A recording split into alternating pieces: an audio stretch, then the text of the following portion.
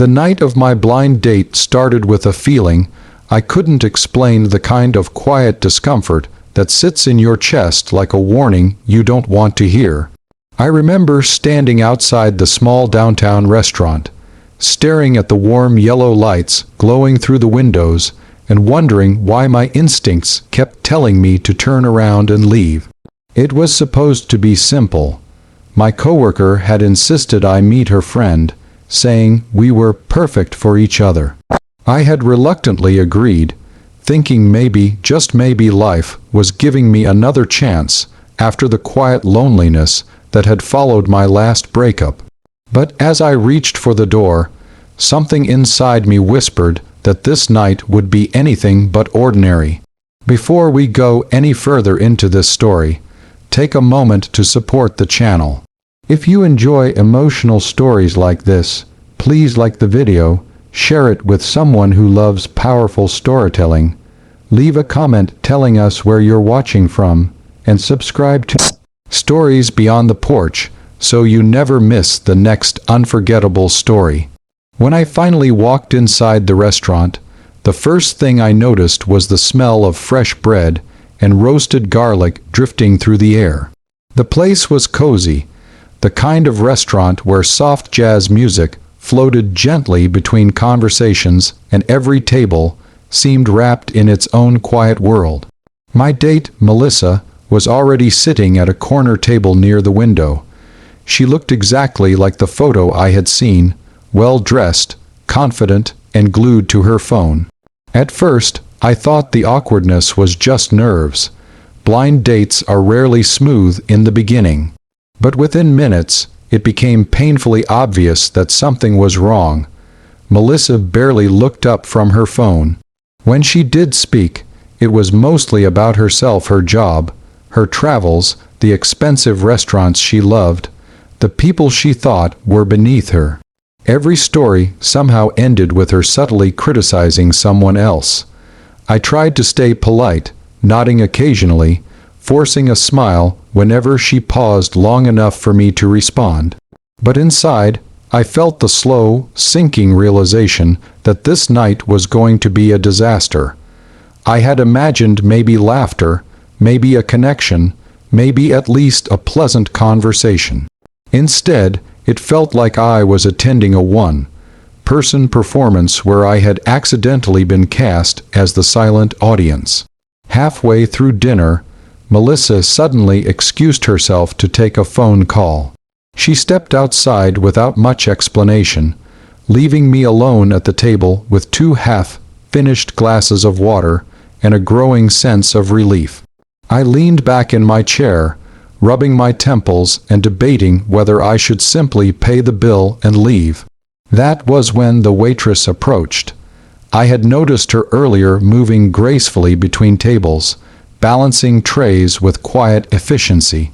She looked young, maybe in her mid-20s, with tired but kind eyes that seemed to observe everything around her. When she reached my table, she leaned slightly closer than necessary and placed a basket of bread beside me. Then, in a voice barely louder than a breath, she whispered something that would change the entire night. "If I were you, I'd stay." At first, I thought I had misheard her. I looked up, confused, but she had already straightened and walked away toward another table, as if nothing had happened. I sat there frozen, replaying the words in my mind. If I were you, I'd stay. It didn't make any sense. Stay for what? My date was terrible. The evening was already falling apart. Everything about the situation suggested I should leave as quickly as possible. But something about the way she had said it, quiet, urgent, almost concerned, stirred my curiosity. Melissa returned a few minutes later, still irritated from whatever phone conversation she had taken outside. The rest of dinner only grew worse.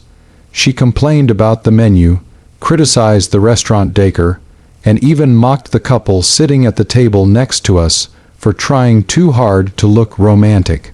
By the time the main course arrived, I was mentally calculating how fast I could escape once the bill came. But the waitress kept appearing at unexpected moments.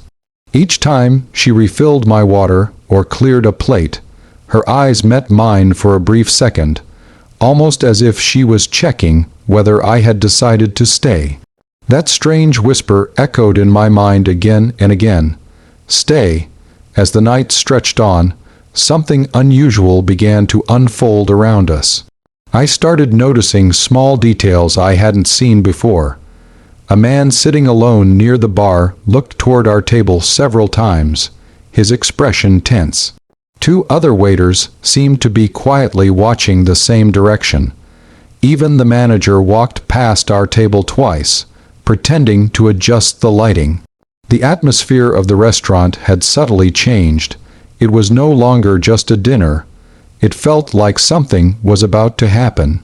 Melissa, however, noticed none of it. She was busy complaining about the dessert options and scrolling through her phone again. When the waitress returned with the bill, she placed it gently on the table and leaned closer to me once more. This time her voice carried the same soft urgency, just a little longer. Then she walked away again before I could respond. My heart started beating faster. The tension in the room was undeniable now.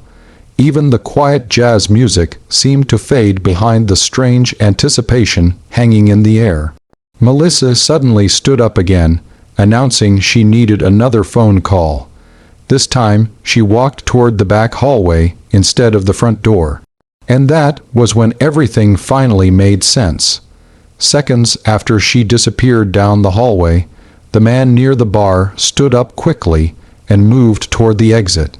At the same moment, the manager rushed to the back corridor, while two staff members followed close behind.